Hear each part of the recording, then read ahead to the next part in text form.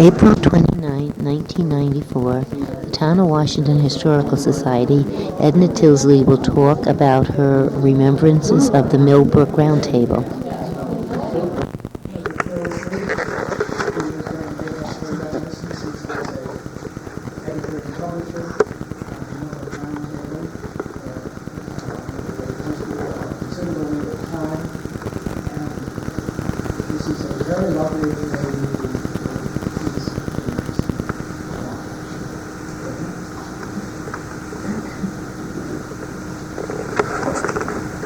Random Reminiscences is a very much overworked title.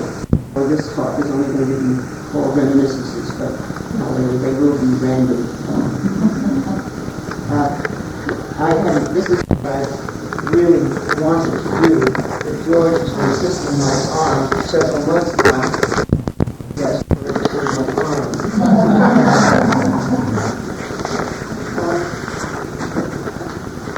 I'm not a lecturer. I'm happy to be in conversation, so that's why we're sitting like this, and I'm going to talk to you just as if I were talking to you one-on-one, and maybe to redeem me from that, why at the end, if you have any questions, I'd be very glad to answer them if I can.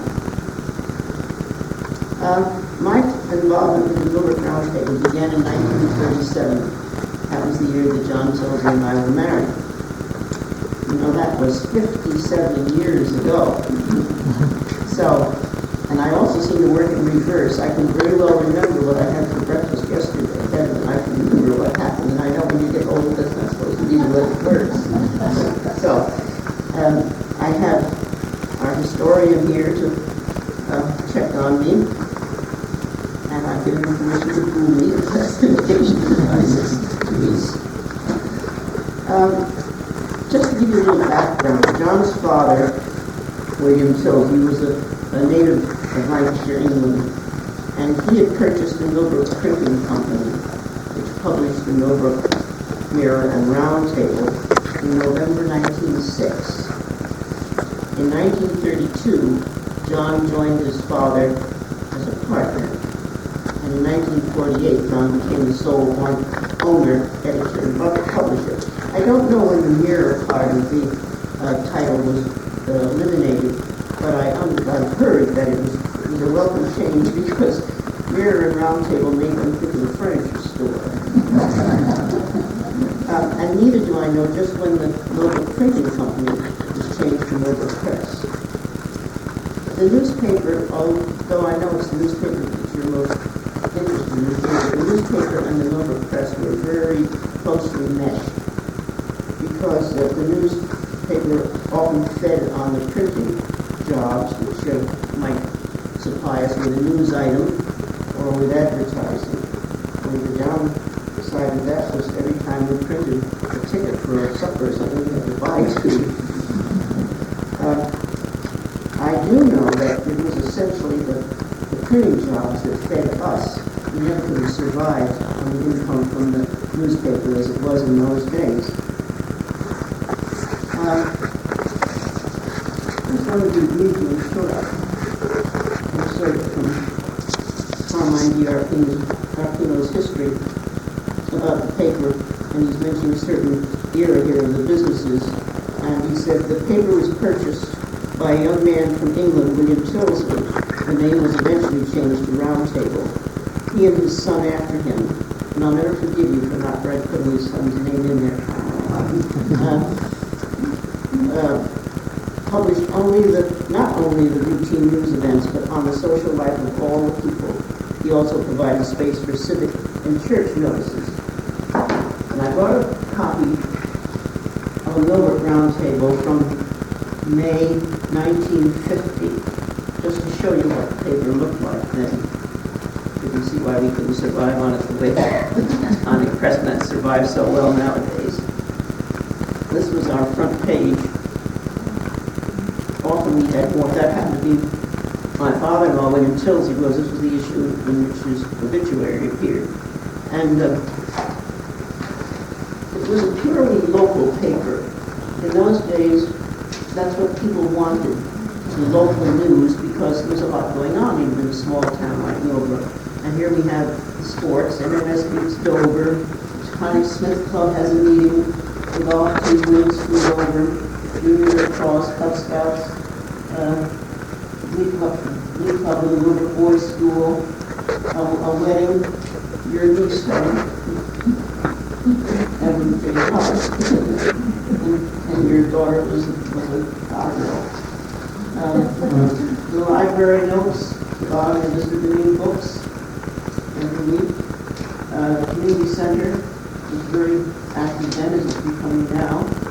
The garden club, school exhibit, the obituary of a former pastor here, the dramatic club news, embroidery classes. Mrs. Partial, who was a thorn, embroidery classes. Then we have a list of the events coming up down here for the past shadow. Get pictures, old historic. And then inside we had editorials, church notices, and the column from the Dutch Soil Conservation, and local news. And people just love that. You know, James Tripp and friend Charles Steele, sophomore students at Ithaca College, spent the weekend with the former parents, Mr. and Mrs. Charles Tripp, and it goes to things of that kind. And people on trips. But we don't have that anymore because nobody wants anybody to know when they're away.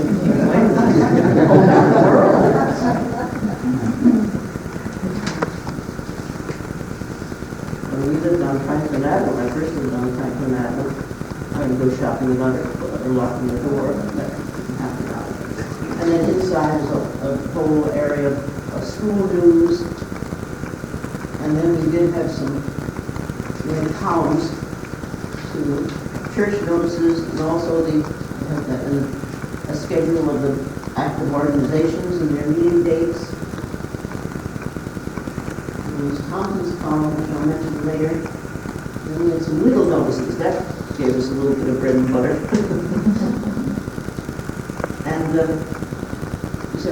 you see our classified ad section is not very big.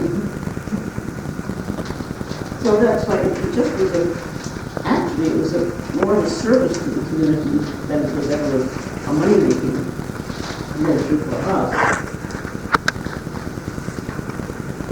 Let's see, I have this thing here. John was passionately interested in his community's welfare. He often ran an extra section of the paper which did not have advertising to cover the cost, but because he felt that it was really important to the community and necessary to do it. To go back to 1937, somehow the job of proofreading fell to me soon after I became president. John married me because he needed to do because I kept that job right up to the very end and other jobs. We lived in the house next to the Millbrook Press, which is the restaurant in Millbrook Townhouse now. And the Millbrook Press building was where the Antiques Mall is. It was a very uncluttered neighborhood across the way. Charlotte's building was the Wetherell House. Catherine, you're about one and all you have few of the people who know these things. The Wetherell House was a boarding house. When I first came to New York to teach, that's where I ate. All the teachers ate there. No such thing as a teacher having an apartment in those days. You had a room in a private home, and they knew all gathered there to eat. And there was no Grand Union building or that. It was a long, big white house across the way from our house, which was our doctor's, Dr. White. We made house calls. It was just wonderful to have doctors run across the street. And there's a little, a tack shop, I think now, right next to the restaurant. That was our lawn. And it was big enough, so we had a coach case set. We had a nice little flower garden in the back and had room for a vegetable garden also.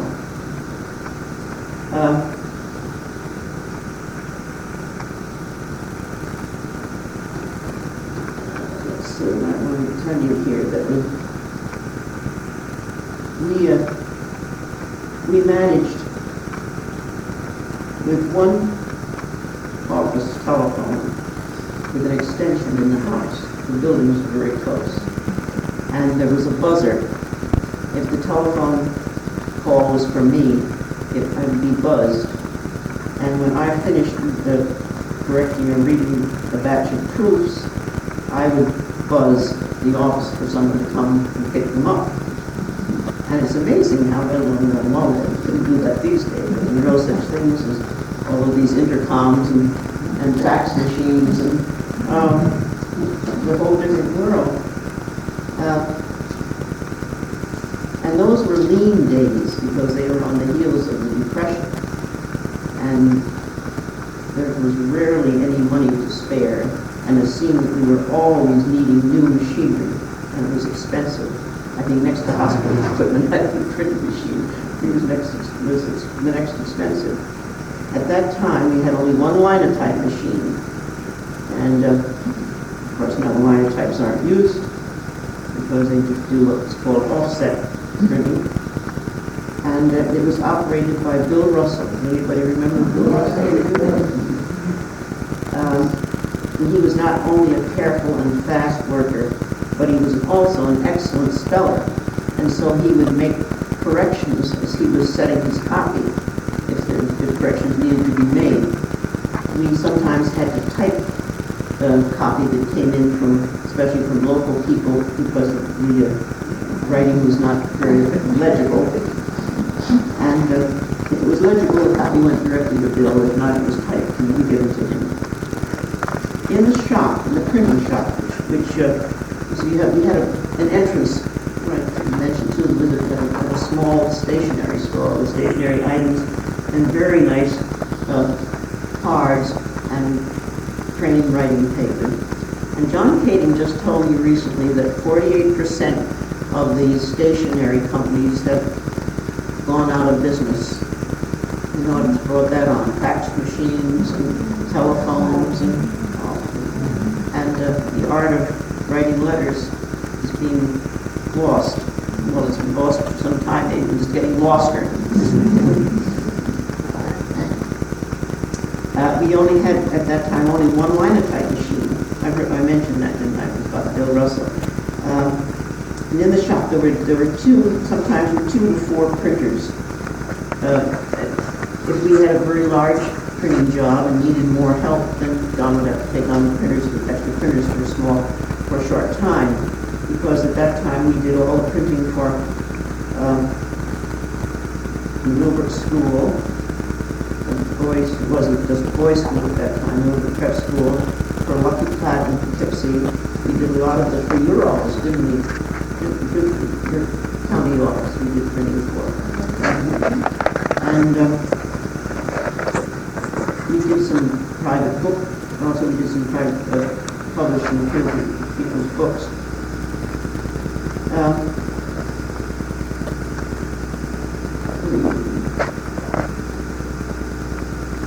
In this shop there were the 2 to 4 printers, and some of them would take time from a printing job to work on the newspaper to make up the pages and forms to be placed on the new bed of the newspaper machine, the newspaper press. And that, when I came in to the family, that was a hand-fed press. You just lifted the sheet of newsprint in, and it would come out like that. I had really nothing to do with the mechanical part of the paper, but I did help with the folding when the pages were printed. And would you believe we did not have a folder at that time? And when the paper was printed, we had, each one would have, there'd be several people working on these, we'd have like that. This in the middle. And I'll just say that this one was a page like that too. We just both take from the middle and insert this one, fold it over, fold it up like that, and put it in the pile. And many a night, we did not finish folding the paper till 10 o'clock or later. And during war times, when we were short of help, John and I would be past midnight sometimes. Let other people go, and we'd be there working until past midnight. So, but it's strange. It sounds awfully tedious now, doesn't it, to do that? But we never thought of it being that way. We just had a good time talking and laughing as we worked.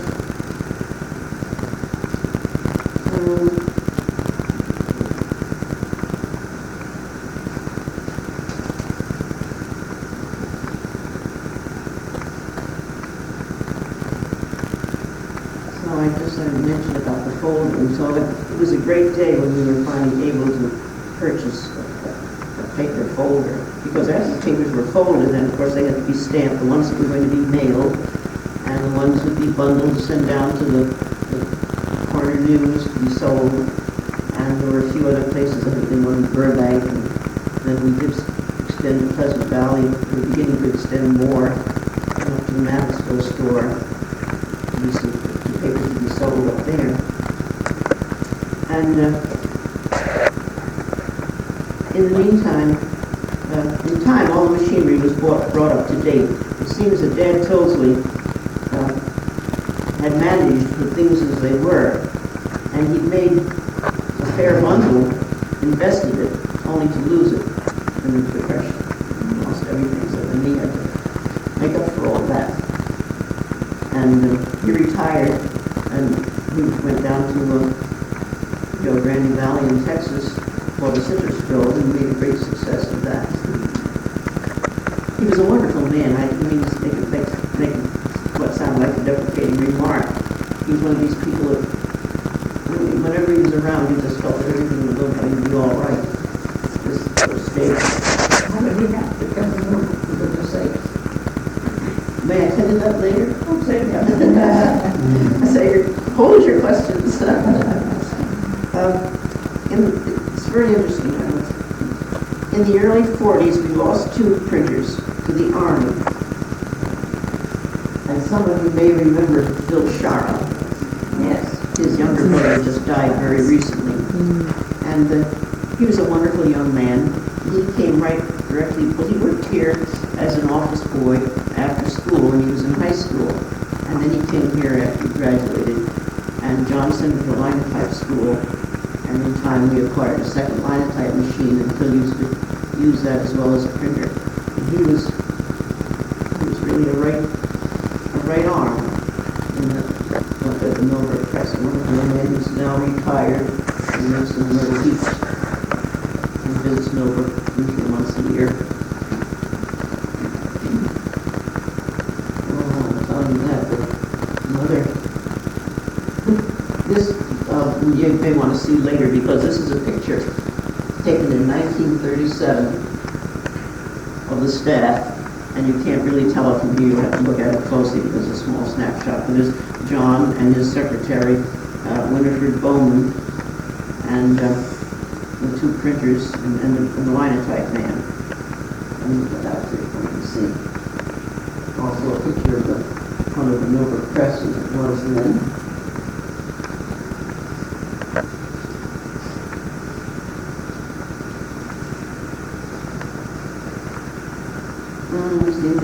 Said we lost our 2 printers to the Army, and it seems that John worked about 20 of the 24 hours during those days. I don't recall much about my part in the paper then, as I was busy because my children were small. I was busy taking care of them, but it was a glorious day when the war was over, of course. Phil and Don had returned to us, and we were like a family, actually. John was a very good employer, and he had wonderful employees. They were very loyal, and very devoted, and everyone pulled together, and we felt that loyalty. On Thursday afternoons, very different from today's coffee break times. We would take time from newspaper work and have tea. And that's when we lived next door, I would bring the tea over, the teapot, the warm teapot over to the press, along with some homemade goodies. And we would just relax for a while and have our tea. And that custom continued as long as we had the paper. And after we moved up on Chestnut Ridge, I had a small little two-plate affair down here, and would boil the water down, make the tea down here. I couldn't carry it all the way down.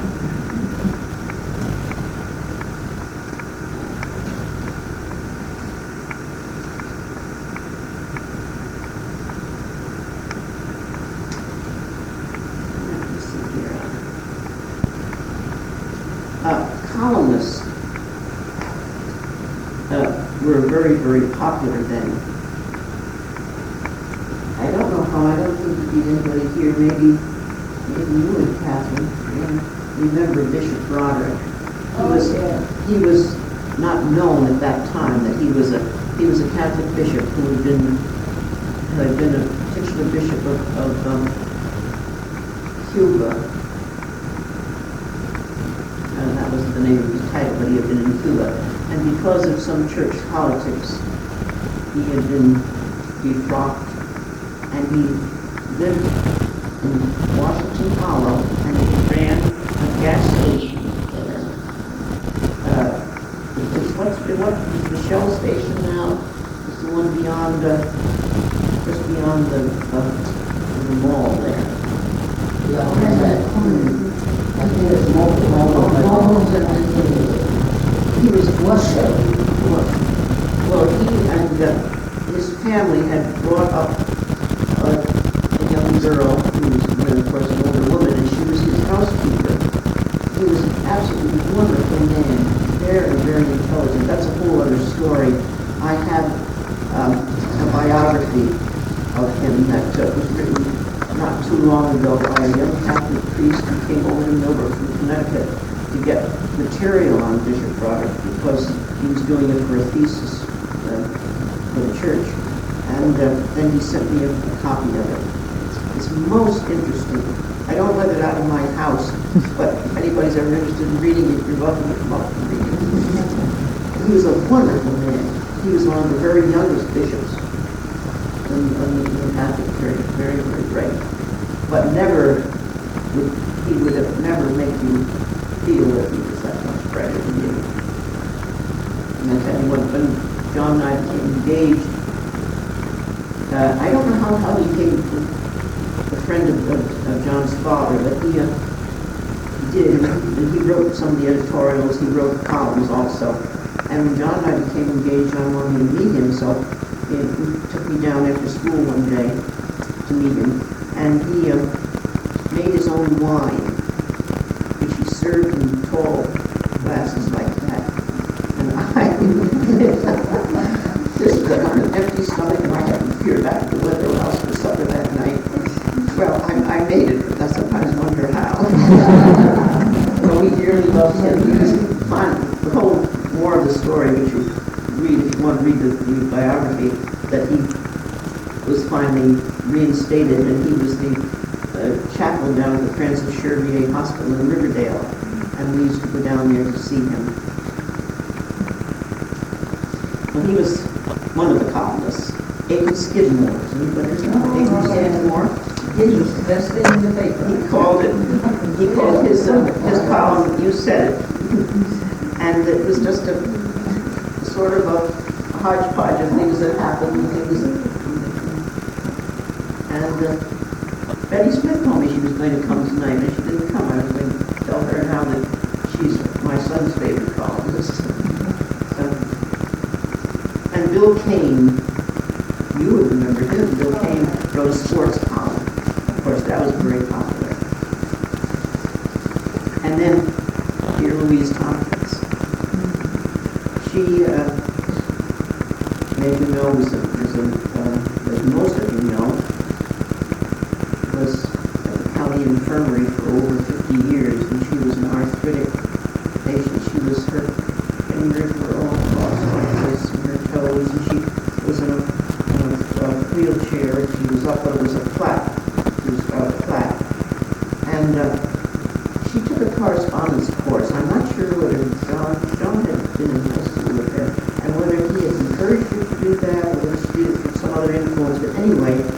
did take a correspondence course in journalism. And so he decided to give her the space in the paper. And he would take down the old newspaper files to her, and she would excerpt items from the paper. She called her first column 52 years ago this week.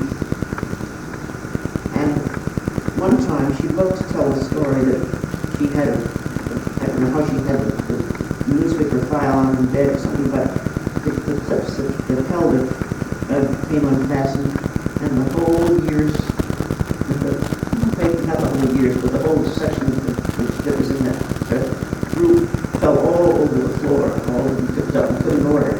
And she was this happened very early and on when she started work, and she became so upset. And she thought, well, she had to tell him, so they called and told him, and she thought, well, here, he's going to fire me. So he came in, and he said, oh, well, he said, you know, just going to have to make you a better table and all things. So she still had her job. She got a new table that held the big file, because they were, now all those files, that's all on microfilm in the library, isn't it? All the old round tables are. And that's interesting to do someday, if rainy day, got nothing to do, go through them, and it's great fun. I had to do a church job a few years ago, and did that, looking at material. Louise not only took items from the old papers, but she did a great deal of research on items that she thought would be of interest to people. She had a wide correspondence. She was very, very outgoing, unable to move more than, well, at that time she was able to use her hands. She had a long spoon to feed herself, and she would, someone would insert the pen in her fingers here, and she would write and send all the handwritten copy to us. But she had correspondence from all over. She thought nothing of writing to the president about enlightenment, or the governor, anyone. And Kurt Place, what was Kurt? I want to say, what was Kurt? Supervisor. He was very, very good to her. He would go down and see her. In fact, he was the one that, I guess, named her. She was the town historian. She also wrote a column about her growing up years from Lithgow. And she, with her grandmother and grandfather, she was, her mother died when she was very, very young, and her grandparents brought her up. And their name was Hale. And she always began each column with my grandparents, Mr. and Mrs. Hale. So nobody ever doubted who she was. And I worked with her for 3 years, putting on tape many of her columns. And those tapes are here in the library. Some of them came through pretty well, some of them didn't, but it was wonderful therapy for her. She had always wanted to put some of her things in the book. In fact, the Historical Society had considered it, but it was much too costly thing for us to do, but they did pay for the tapes that we did. She's a wonderful, wonderful person. John would say, when he was discouraged and down the dumps got in, he'd go down and take something down to Louise, and she would just buoy him up. Here she has everything in the world to depress her, and she was always uplifting other people.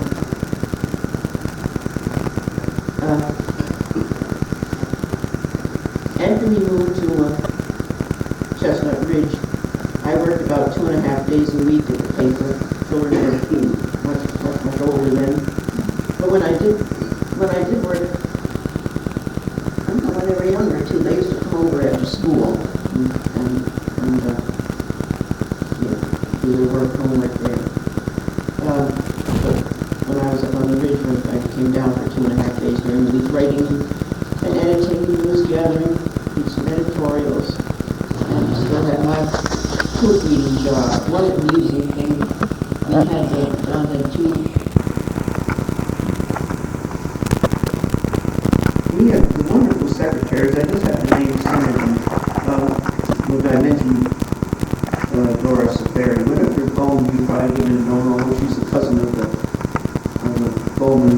the Federated Church. And Helen LaRue, whose husband also joined the training force, Helen LaRue now works as brother's insurance firm, Helen Cadwell's.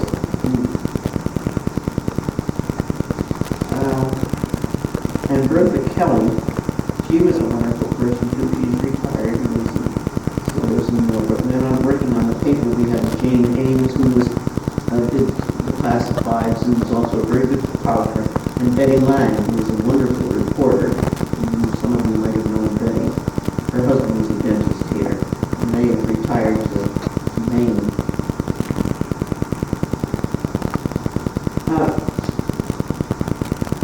John never gave up trying to help the community in spite of many, many roadblocks. He was anxious to not turn the community around by any means, because he was practically a native. He was only about a year old when he moved here. But he thought it would be so wise to get some clean, light industry into the community to help the tax base. But Millbrook has pretty well been known for a long time, and others has succeeded to make great changes. He also tried to get Rotary here. That didn't work. Finally, the Lions Club service club that he wanted to find, that was allowed in. Strangely enough, as soon as it was allowed in, another organization called the Millbrook Businessmen sprang up just overnight. It was some interesting times in those days. And these are the things that you can't print. But if any of you had anything to do with town at that time, you'd understand. We also championed, everything wasn't always very rosy. We championed some causes, the zoning for the area, and although that met with a lot of opposition, that feeling that nobody's going to tell me what to do with my property. But that finally went through. It took me a lot of education to do it. But the very sad thing, when we worked hard for centralization of the school district, the state had been laid out, and centralization was a foregone conclusion. We knew it was going to happen. Wappingers, I think, was the first one. But that issue really cut the community right down the middle. Because many of the complete opposition from the wealthy people, because they felt their taxes were going up. They sent their children to go to public school anyway. But then there were other people also that didn't want it. They thought it was going to be a loss of local power. But the expanded offerings that the school could give was the reason that we felt was good. In the end, as it so happened, our children went to private school too, but that didn't stop us from working for what we felt was better for the children here. But we lost a lot of business. We used to do a lot of work for the Millbrook Dolphin Tennis Club. We took that away. Many other people cancel their subscriptions. And John received some very nasty letters and played havoc with his health because he felt he was really working for the right things, and the treatment that he had was dreadful. Not from everybody, but from enough people so that it was effective. Following John's death, which was both unexpected and untimely, in 1960 I carried on with the help of a loyal and devoted staff until August 1961, when I sold the paper to a man by the name of John Nash from New Milford, Connecticut. It was a difficult thing for me to do because for 55 years the paper had been the Tyldsley family. But I am a businesswoman, and it was wonderful working on the paper when my husband was there. But alone, and it was just me impossibility for me, so I sold it. But I always had the best of both worlds, with working with my husband for what we felt was the good of the community, and also being a mother in the meantime, and being a mother and homemaker, which I love still. And so I guess that's probably not the end of my reminiscences by any means, but that's the main bulk of them that I can do. But I would be awfully happy to answer any questions you have, and I'll do yours first, Ian. This is, well, it's a bit of romance. William Tyldsley was a young Englishman. William Tyldsley, John's father, was a young Englishman who came to New York. He had been trained in Ireland as a printer. He came to New York and lived in Brooklyn with some English friends who happened to be very, and by the way, he worked for the Butter Pattern Company. And these friends that he stayed with happened to be, well, some godparent involvement, and I can't remember exactly what it was. It happened to be friends with the Ogden family in Poughkeepsie. And so on one of the visits, he came up to Poughkeepsie with them and met Harriet and Ray Ogden. And the romance flourished, and they were married. And Harriet and John's parents. And Harriet's father was an Englishman also, John Ogden. And they were fortunate enough to make this way. He needed new machinery. They were fortunate to go to England almost every year to visit their families.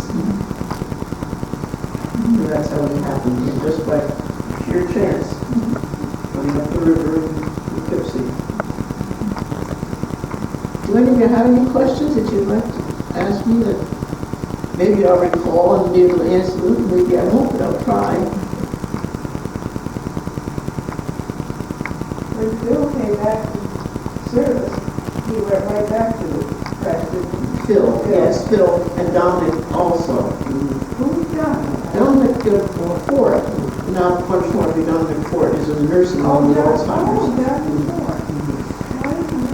Yes, he worked with us, but he didn't work up to the end because he left and worked for William Tyldsley Press in Poughkeepsie. They were both wonderful young men. How much did the paper sell for?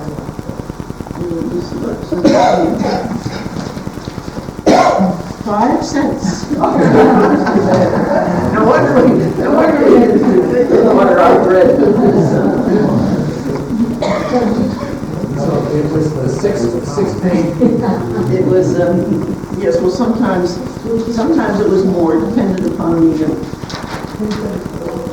news of the day. But if also, I'll leave this up here too, if you want to take a look at it. Put it up on the other. Yes, that's a good idea, so it doesn't tear anymore. Stanfordville and Amelia and all that.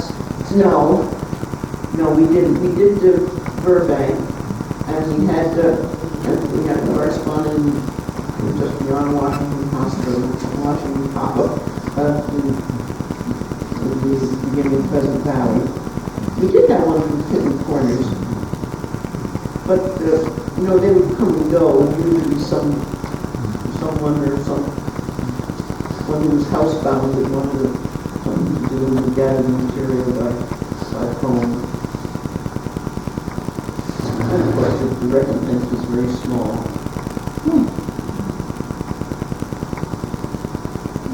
We no sooner get the paper out Thursday, well, if we didn't get it done until late Thursday night, it would go down to the Corner News on Friday morning. Before there was the Corner News, it was J.B. McQuaid's store sold papers. People would be waiting around and say, well, there's nothing in it anyway. They were waiting for it. But then as soon as that was over, we would start right on the next week's. And I'm sure that still happens, doesn't it? Sure does. You're never free. What was your average press run? You know, I can't tell you, George, I'm sorry. What was the press? What was the average press run? Oh, What does that phrase mean? I never. How many papers did you run Oh, off? okay. You print. And you did it in the back horse and buggy? No, we didn't deliver them. John took them to the post office, or those that were mailed. But we did mail a lot out of towns because people who had lived here. But did you have a car then? I don't know. Oh, yes, it was that. In the 1930s, 1940s. I don't know what they did earlier, maybe they did, but I say my association began in 1930s. What? What year was paper started? Well, I have to, you know what, our chronology doesn't jive exactly with Carmine, but this is the one that we've always had. In August 1892, the first issue, W.L. Swift was the editor. On September 17, 1892, it was the Millbrook Roundtable, no, it wasn't called yes, it was Roundtable, and it was entered as second-class mail for the Millbrook post office. Right. In January 1905, the Millbrook Mirror and the Roundtable were consolidated. And 1905, now Swift must have been still living, you see, Swift So took it was over. not well, and Higgins. Yeah, that's what I read in Man your by book. the name of Higgins ran the paper until rival paper, the Mirror, bought it. And then man by the name of TOWNH. He was the one that wrote the column Millbrook by Night. And Yeah. all the men would flock down to the paper store waiting for that paper to come out to see if their name was in the column. What surprised me was that when the mother called him over the paper, he kept the name Mirror. Yes, but I don't know when they dropped it. Sometime, I believe before it was war, I'm not sure. I did come across it, Because that was Darwin was the name of the man. we were doing it, but that story always lasted about the men always wanted to get hold of the paper. They keep it in their lives.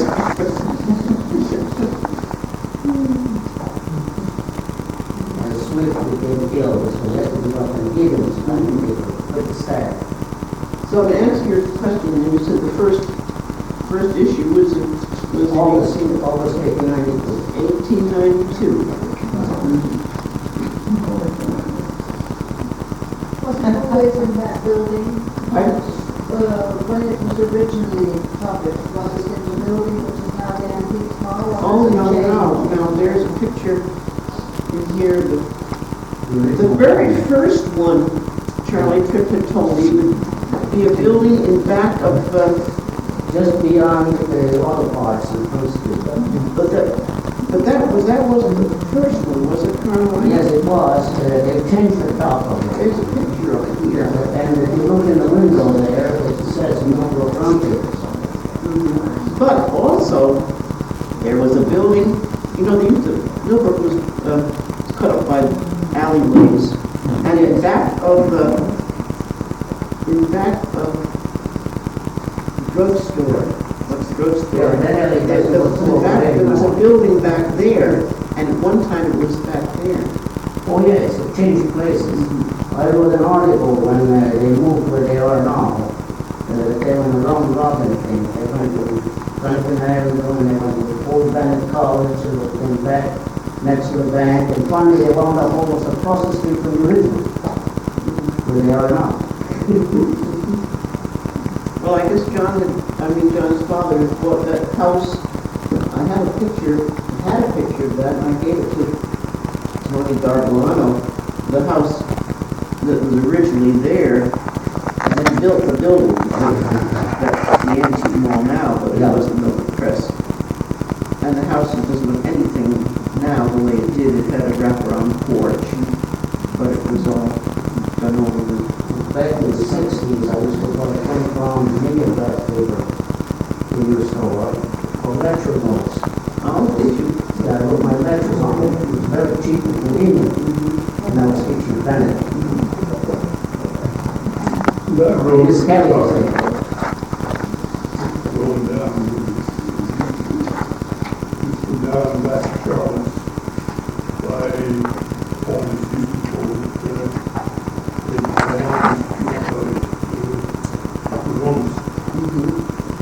I remember that, and it's not that old.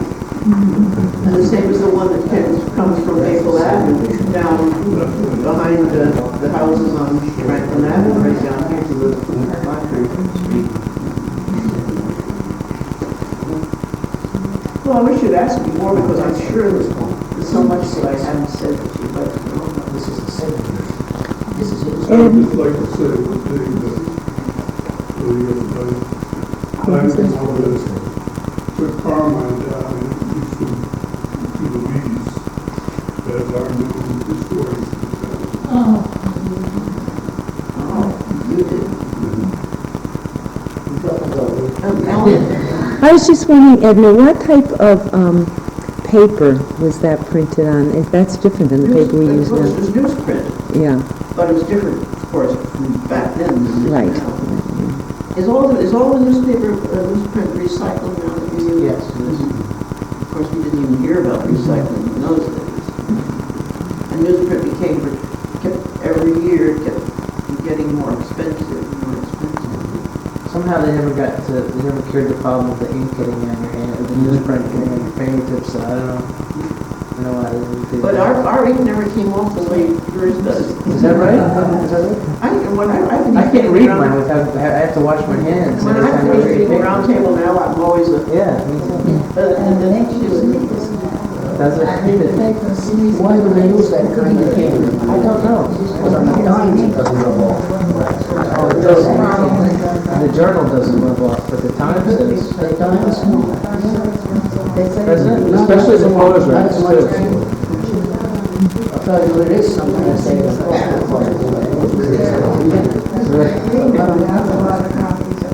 must be cheaper ink. Yeah. You live with a lot of copies? Central Press.